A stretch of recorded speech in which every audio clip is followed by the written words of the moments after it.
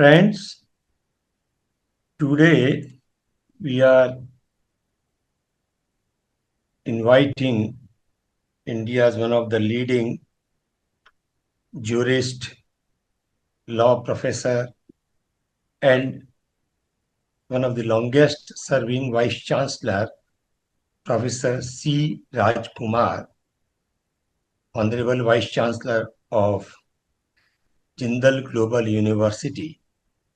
As we all know, during his stewardship, the Jindal Global University has emerged as one of India's top university, and not only India's top university, but in the global ranking, the Jindal Global University and especially the School of Law has attained a very prominent position.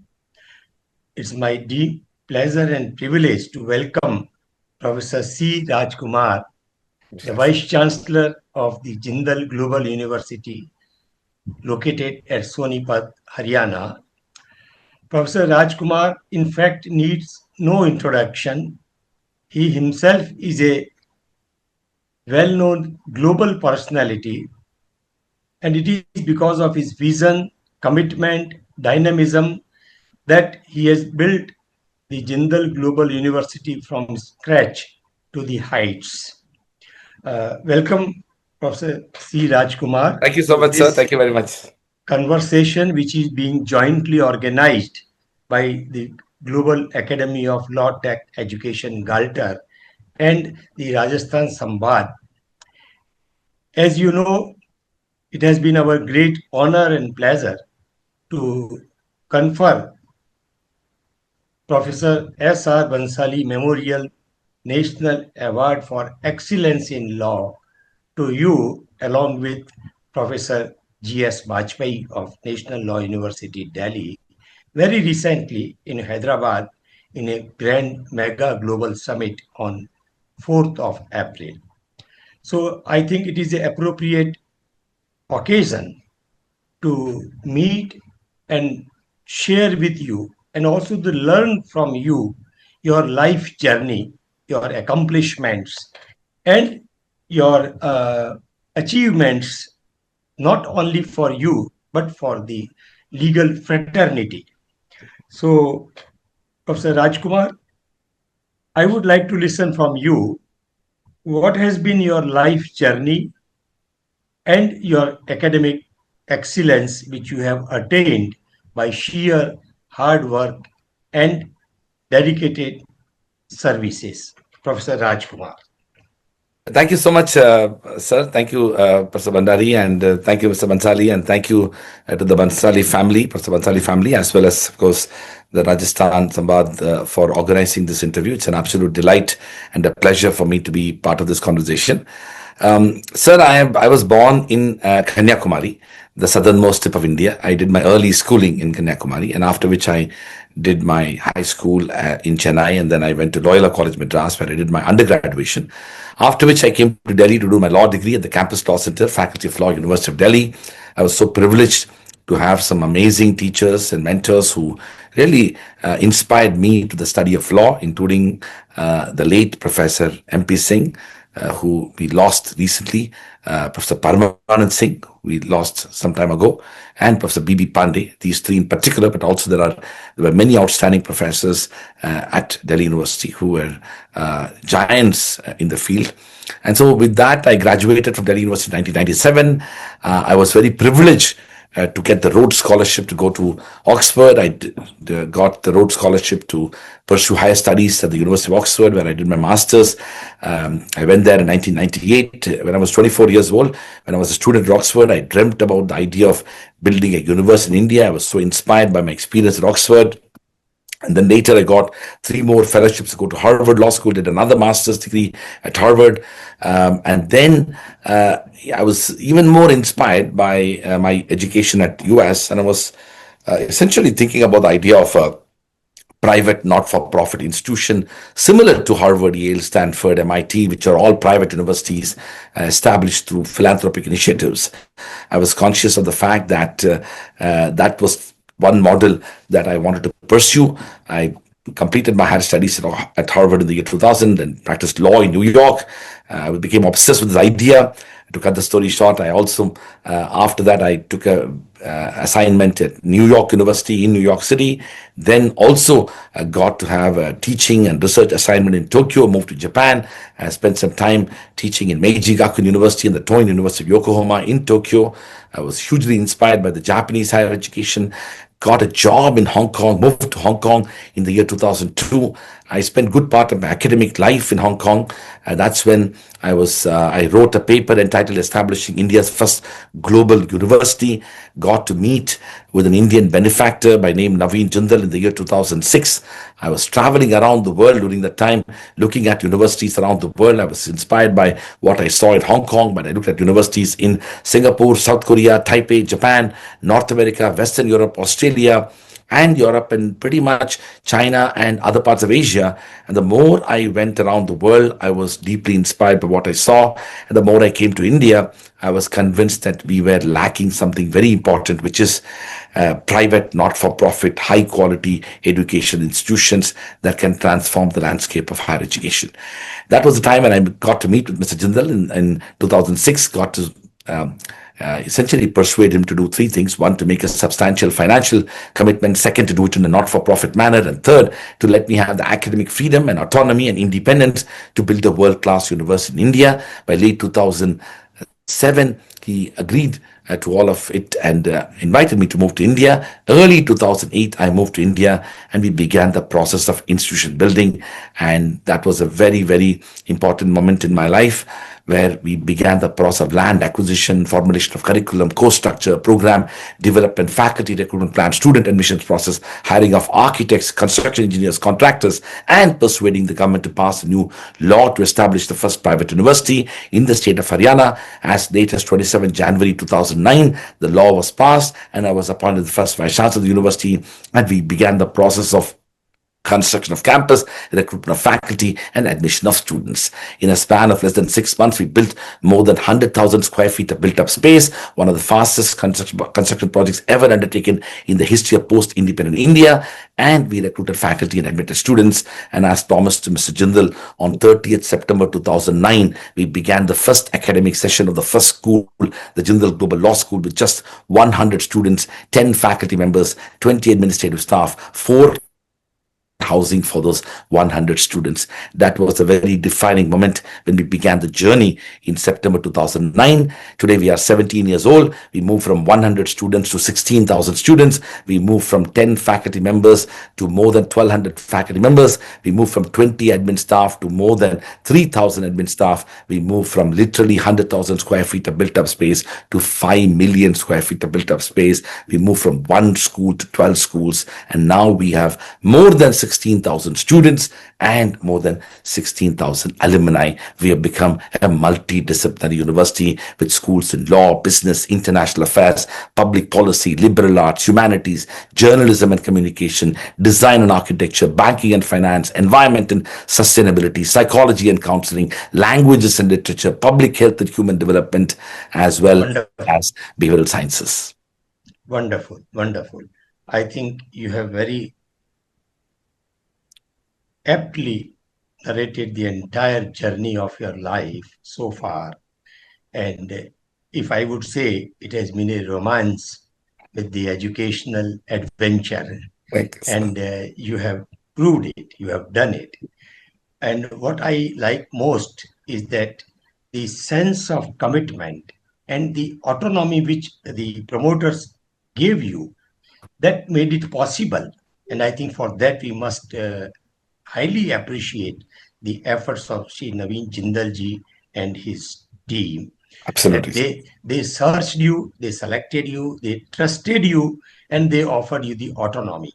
I have been to your campus a couple of times, and recently you have established one of the biggest moot court hall, and you have also established world's unique Constitution Museum. I visited the museum with my friend and your very trusted colleague Srijit, and it is really seeing is believing, I would say. So I would appeal on this occasion to all the teachers and the students who can visit your university to see these two new developments which have come up. And I know you had one of the pioneer who got the Supreme Court verdict on the hosting of tricolor flag, the national flag case, very popularly known as. So that is something really wonderful. Professor Raj Kumar, I also would like to know uh, when you established this Jindal Global University and you could achieve all those landmarks in a short period of 10, 15 years. What has been the motivating force? What inspired you? Which could be a motivating force or driving force so that the others who are viewing this conversation or watching this conversation can get inspired? Well, thank you so much. So, first of all, I was so happy to host you, and I'm glad that you saw both the Constitution Museum, and I look forward to hosting you again so that you can see our the world's largest moot court, which is called the Nyaya Vyasa Mandapam. Sir, I must say that the first and most important part of my own inspiration was my education at two of the world's leading universities, both Oxford University and Harvard University. I was so inspired by my experience there. But like many Indians who go abroad, I also felt that I began to ask the question that why can't India have institutions of that kind? There are great institutions in India, but I must say that there is something extraordinarily unique about these two institutions and similar institutions in other parts of the world. And so I began to ask a question about the fact that how can we benchmark excellence with the best of the world? And I also was conscious of the fact that, I mean, Oxford is 800 years old, Harvard is 400 years old. But India's civilizational heritage had institutions such as Nalanda, Takshashila, Vallabhi, and Vikramshila, and many such institutions more than 2000 years ago. In fact, Bologna in Italy is barely 900 years old. Long before the Western societies had these institutions, we in this Indian subcontinent had institutions of higher learning, truly world class, truly global. So, in many ways, the first and most important part of that motivation was having been to these institutions, I wanted to draw inspiration from there. But the second was the fact that India had such institutions. We are, in many ways, reimagining and revisiting our legacy, our civilizational heritage. The third was that our demography.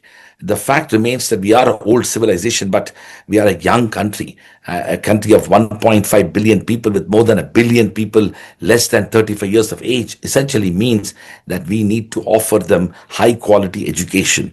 We need to provide world class opportunities. We need to empower our students to be able to, compete with the best in the world. We need to create a research environment where our faculty members across disciplines, our scientists are able to essentially, provide solutions and address the big challenges and problems of our time. And that can happen only if we have world-class institutions. And that was the third motivation. The fourth was that I also felt that many bright Indians who actually study abroad, who live abroad as well, they are people who want to give back and who want to come back to India. I was convinced that India didn't have many such opportunities, at least in academia. Of course, in the private sector, corporations, companies, businesses, investment banks, consulting firms, private equity firms, venture capitalists, those people do attract some of the finest Indians from around the world, including companies like Google and Microsoft.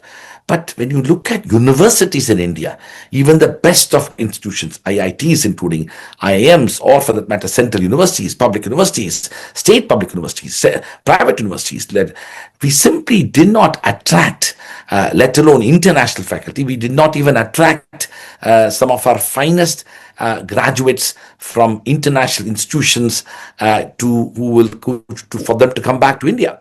And I'm conscious of the fact that we can never pay like the foreign universities, we can never pay like the private sector, we can never pay like investment banks, we cannot pay like many international universities. But what we can do is we can create an environment, an ecosystem for freedom and autonomy and independence and agency, all of which enabling these people to make their academic home as our university. So that was another important challenge I was trying to address. And of course, the last one was that I also felt that a lot of bright students, including people like me who went abroad, there was sufficient impetus for us to stay abroad, but not necessarily to return to India.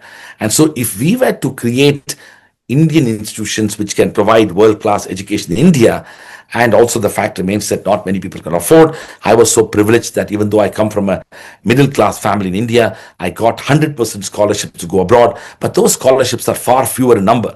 I mean, imagine a scholarship like Rhodes, there are like 4 to 5 Indians get selected every year, but the demand for high-quality education is vast.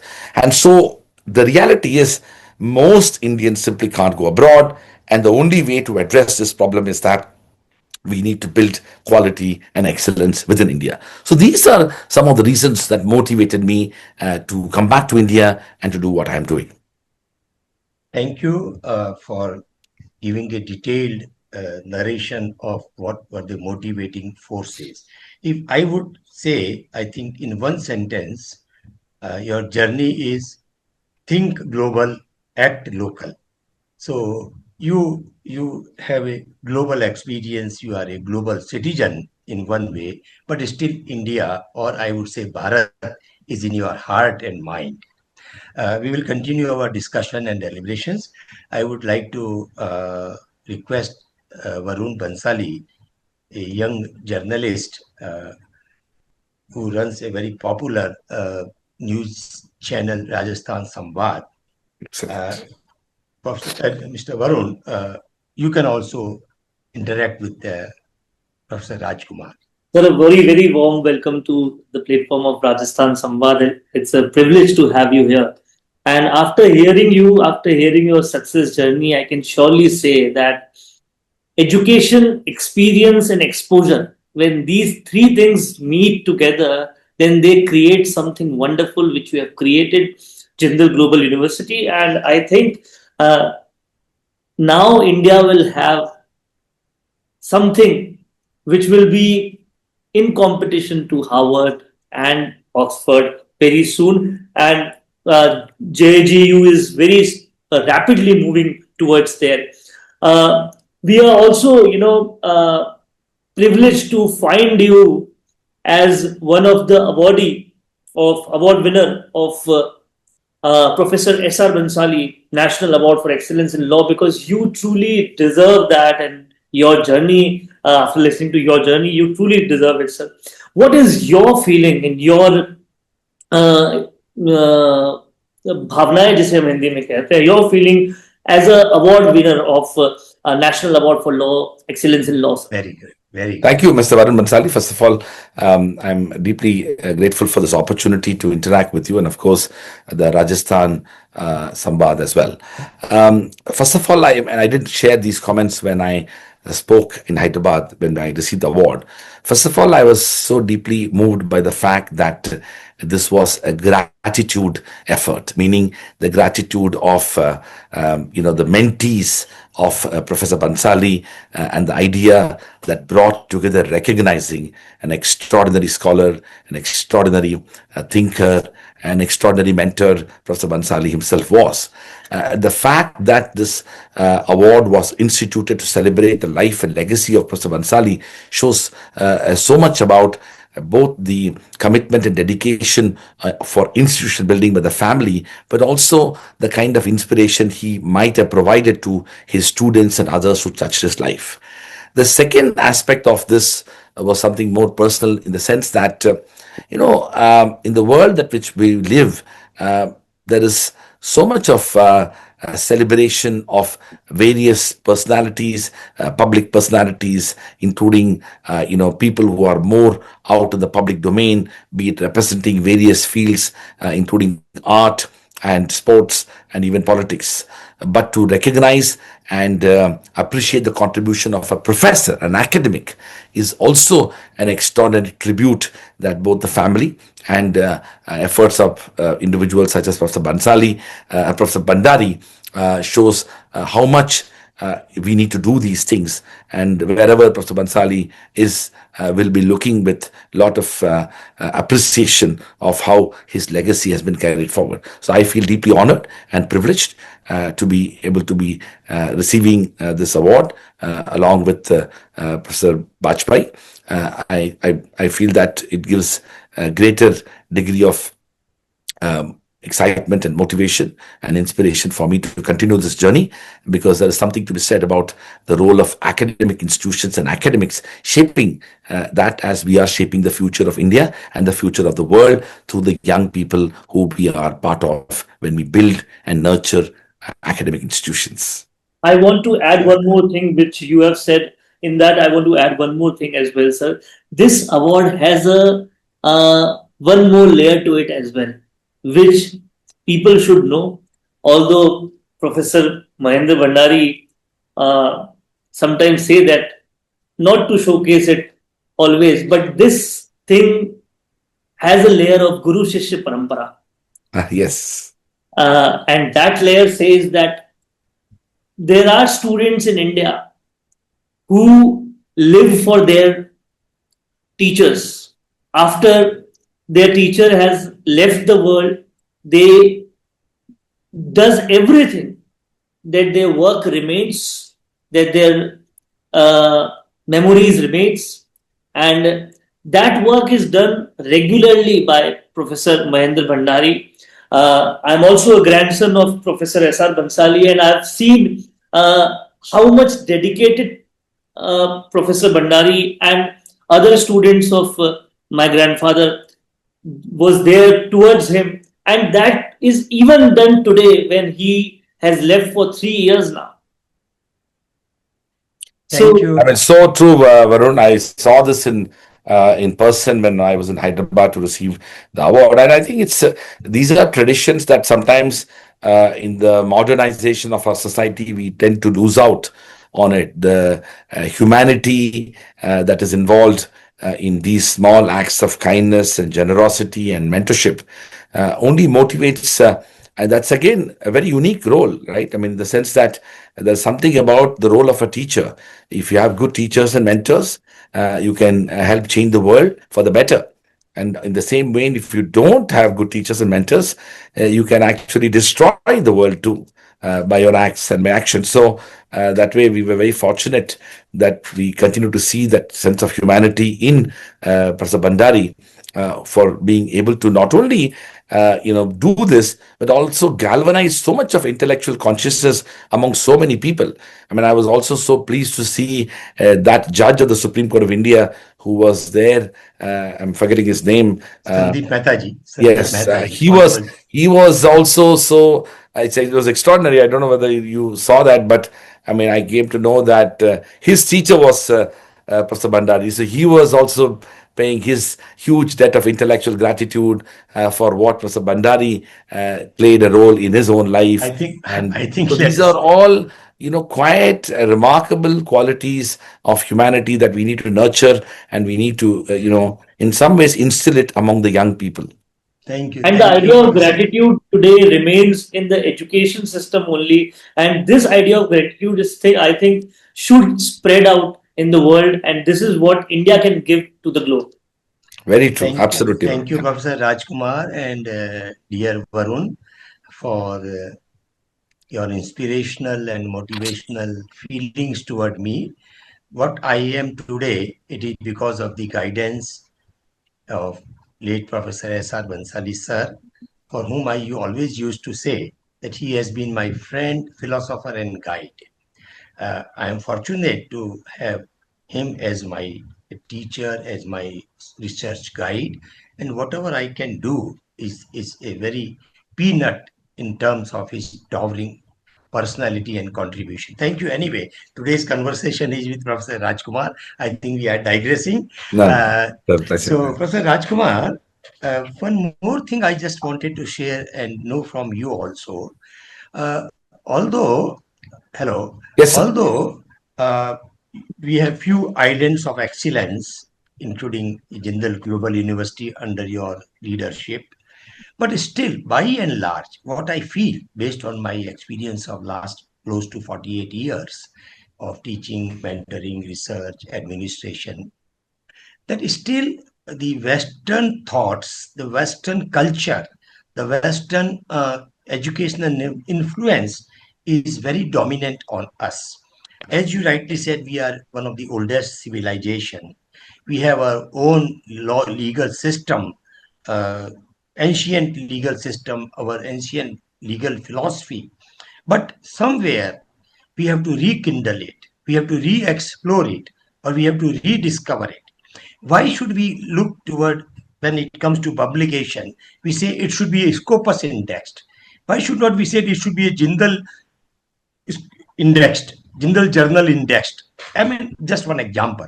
Why we look toward the Oscar for the highest award in entertainment industry? Why not some kind of Filmfare award like India? These are few examples. So Certain, it's a great question, sir. It's a great yeah, question. I'll answer this. Sorry, you finished? yeah, just a second. One more. I have also written to Honorable Prime Minister, Sir, we are ready to become number one in the world in the Committee of Nation. Then we have to set so many things. We have to create our own benchmarks, as Jindal has created its benchmark. Today, when people talk of Harvard or Yale or Oxford or Cambridge, or then they also talk about Jindal. But we need so many such benchmarks in, especially I'm talking of in educational field, in legal philosophy, in other areas. So what is your view, and what are your future plans in that directions which you are thinking and you are proposing? So, a few things, sir, very important in the questions, and let me answer it in the most candid manner. So, if you look at Nalanda, Takshashila, and those institutions, it, by the sheer virtue of the quality of instruction and the learning ecosystem it provided, it attracted both faculty and students from around the world. These were actually global universities long before we discovered the word global. So India's influence of, or Indian subcontinent's, or Indian civilizational heritage and its influence was already global so long ago. So this is not something that we need to learn from anybody, including the West. But having said that, I think it's important for us to also remember Gandhiji's most poignant observations when he said that I want to keep my windows and doors open so that ideas come from all directions, and that I don't want to close any of these doors, but to be conscious and take care that I don't get blown away by those ideas, those winds as well. So the point he was trying to say was that we need to be open to take ideas and perspectives from anywhere. It can be the West, it can be the East, it can be the Far East, it can be the Middle East, it can be any part of the world. But we also should not be dogmatic about the fact that we are the best because we have said that we are the best. There has to be proper standards to determine and measure what constitutes excellence. And I'll give you a very good example. All of you must have known that the two most prominent rankings organizations in the world for universities are the QS World University Rankings and the Times Higher Education Rankings.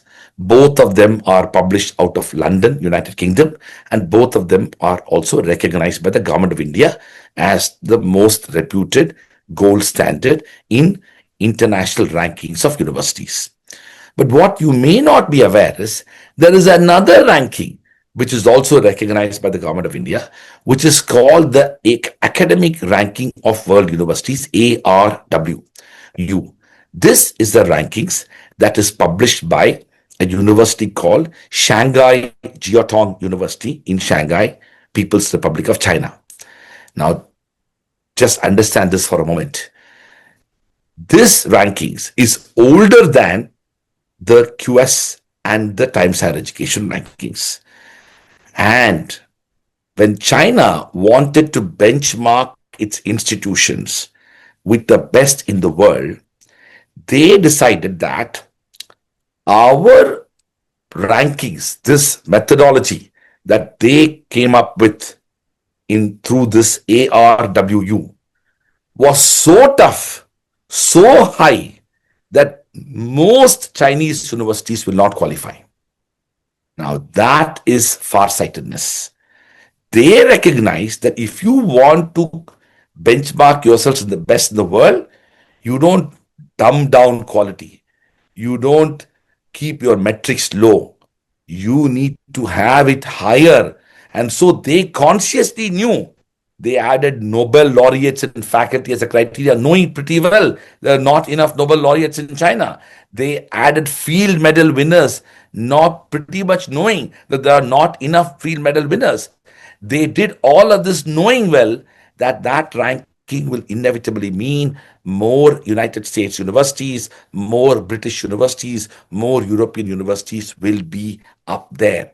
But then they were farsighted. They wanted to send a message to their universities that this is not some local competition. This is not some local benchmarking. This is not about gaming the system. This is about recognizing high quality and excellence. And if we have to play a game in Olympics, your standards have to be of that caliber. You cannot use the standards of any city in India or any state in India and expect to play in the Olympics. So my point is that it is not that we need to be carried away by the West, but we also should not be shying away from good ideas wherever it is emerging from. I take your point on the publication too. The reality is, and this is true with many countries as well, we need to up the quality, our ante when it comes to quality as well. And there are serious challenges about quality and research. In a way, the national education policy has attempted to address some of these challenges, and its vision is to up the ante when it comes to quality and excellence. So, in summary, I will say is that it is not that we cannot develop our own standards, but those standards should be of that level that we ought to up the ante and to tell our institutions that you need to, if you want to be globally benchmarked, you need to be of high quality. And by the way, sir, you must be aware of this. While the great universities in the world have been from United States and Europe and United Kingdom, but there are universities in Southeast Asia, including Singapore, Hong Kong, South Korea, Taipei, Japan. These countries have some amazing universities. Some of them are much less older than the old institutions. So it is possible, but the reality is, and we will say that, and I'll conclude this part of it, my reflection is that India needs to prioritize education. We need to take education far more seriously than what we have. We cannot have a mindset where the policy and vision is distant from the practical implementation and actual reality.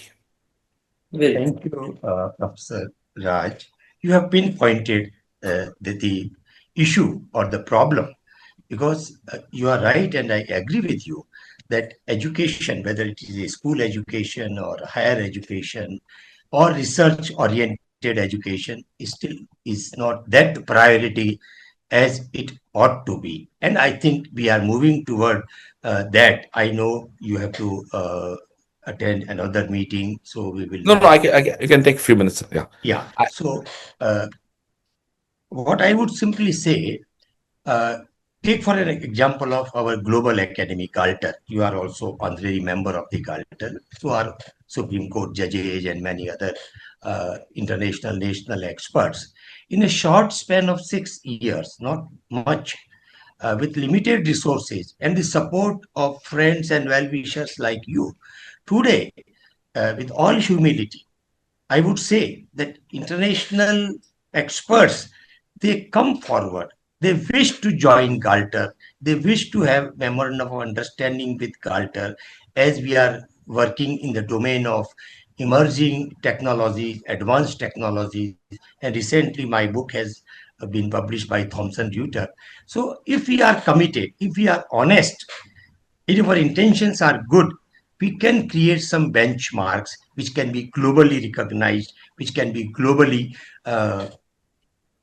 discussed and accepted. Thank you for that. I now request Varun to just have a short question. And then finally, I would request Professor C. Raj Kumar. What is your message to our younger generation of students, our faculty members who have a long way to go? Thank you, sir. So Over to you, before that, I request Varun Varun. for a Please, Varun. very Yeah, quick question so that we can spare Professor sure, Rajkumar sure, sir. at Yeah. 4:28. In 3 minutes, we 4:30 can is fine. spare. I just have to get into another meeting. Yeah. 4:30, we can spare him for Please, next Varun. important meeting. So, sir, Over to you. we have heard this whole interview, and I think very insightful informations we have got for the betterment of education and for the betterment of the future of education, which is, I think, very insightful. But one thing I think very important it is to ask to you: what is your future goal towards education and towards Jindal Global University, and how you want to take it forward so that we can also be in those rankings and higher and higher rankings. Okay, thank you so much, Varun. So let me quickly, first of all, Professor Bandari, you are very modest about the fact Galter is what it is because of you. So we actually need transformative leaders who have the vision and the capacity, the commitment, the dedication, the resilience to be able to do what you're doing. I mean, I don't need to tell you this. I'm sure you know it. I mean, at this level of seniority and experience, the way you so meticulously do these things, it's almost like exasperating to watch you do what you're doing. One can only wish that everybody is committed like you after having done so much already. So we need transformative leaders. Varun, to answer your question, well, listen. First of all, I think the most important thing at a policy level, at a national level, is if we were to fulfill the vision of our Honorable Prime Minister to be a developed country, a Viksit Bharat in 2047, we need to bring education to the center stage of our future. It's just not possible at all to be able to fulfill the vision of 2047. There is not a single country which became a developed country without having world-class universities pursuing high quality research. Even the new entrants to that idea are China. But if you look at the entire Western world, United States, UK, France, Germany, Australia, New Zealand, every country in the Western world, if they were able to achieve and transition from a developing country to a developed country, they gave importance to education and universities.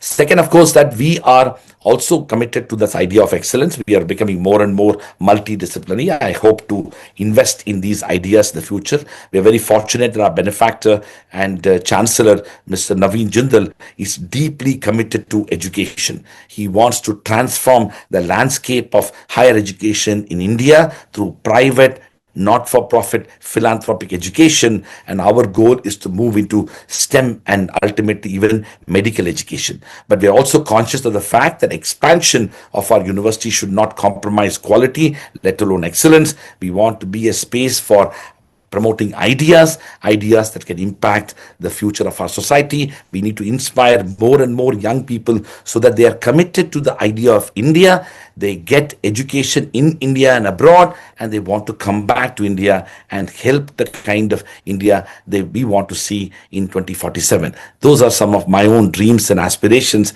and I'm confident that with the kind of friends and collaborative initiatives that we have, including with Galter, we should be able to fulfill those goals and objectives. Thank you very much for this opportunity to have this conversation. Thank you, Professor Raj. Just last one question for 2 minutes. You are a living legend. It's not exaggeration, but it's a fact. And people look toward you. So, what is your message to our young generation? Yourself is young, but I used to certainly be young. I'm 51 now, but uh, yeah, no, I'll tell you that, sir. So, the well, young age of the old age. that's right. So, sir, I think So please give a clarion call to our young faculty, young students who have a future and who will make India Viksit Bharat 2047. Please. yes, I will. I will. Well, message is a big word, but I will say the following, which is that listen, look at the history and evolution of our country. Look at the extraordinary sacrifices made by the founders of our republic, Mahatma Gandhi, Rajendra Prasad, Sardar Patel, Ambedkar, Pandit Nehru, and countless other individuals. In fact, almost all of them had opportunities to live abroad, work abroad, study abroad, do many things abroad, and they gave it away and they came back to India and built the country. Look at the scientists, Homi Baba, and people like Vikram Sarabhai, who left everything and they were in Cambridge. They came back to India, built the Indian Institute of Science, Bengaluru, and invested in Indian science and made contributions. And of course, there are people like Dr. APJ Abdul Kalam who had opportunities to go many parts of the world. They didn't. In a way, what I want to tell all the young people is that go around the world, get yourself educated, but come back to India. Make India as a part of your destiny. India is not an easy country to do work. India is difficult. India is challenging. But if you are able to solve some of the most difficult problems of the world in India, you can solve the problems of the world. And that is why India is important. And I hope that both the faculty members who are young and aspiring, and of course the students who are also aspiring, the only call I would give to all of you is that come back to India and make India as part of your destiny. Work towards both institution building and nation building. Thank you. Thank you. Very well said. It has been a great delight to have interaction with you. We will look forward to many such opportunities to share your thoughts with the world. Thank you very much. Thank you, Thank you, sir. Varun. Thank Thank you so you much. Thank you. Namaskar. Thank you. all. And with this, we conclude our In Conversation series with Professor C. Raj Kumar, the Honorable Vice Chancellor of Jindal Global University, along with me, M.K. Bhandari, Varun Bansali, and C. Raj Kumar. We conclude it here. Namaskar. Thank you. Jai Hind. Thank you.